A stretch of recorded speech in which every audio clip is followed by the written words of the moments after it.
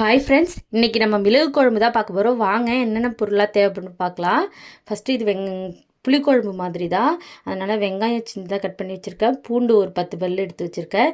ஒரு மூணு தக்காளியை கட் பண்ணி வச்சுருக்கேன். பொருளாக என்னென்னா நம்ம வறுத்து எடுத்துக்கணும். கொஞ்சம் இந்த மசாலா பொருளாக இதெல்லாம் வறுத்து எடுத்துக்கணும். மிளகு 1 ஸ்பூன், மற்றதெல்லாம் 1/4 ஸ்பூன் தான். சின்ன சீரகம், பெருஞ்சீரகம், கடலப்பருப்பு, வெந்தயம், கொஞ்சோண்டு ஒரு 1/2 ஸ்பூன் 1/4 ஸ்பூன் அரிசி, இதெல்லாம் அரைச்சி எடுத்துக்கணும். இந்த அளவுக்கு அரைச்சி எடுத்துட்டால் போதும். ஃபஸ்ட்டு தாளிச்சிக்கலாம் வாங்க. நெக்ஸ்ட்டு நல்லெண்ணெய் ஊற்றி வெந்தயம் கொஞ்சம் போட்டு நம்ம புளிக்குழம்பு மாதிரி தான் புளி கரைச்சி வச்சுருக்கேன். நெக்ஸ்ட்டு மஞ்சத்தூளும் மிளகாத்தூளும் போட்டுக்கலாம். வீட்டு மிளகாத்தூள் தான் போட்டிருக்கேன்.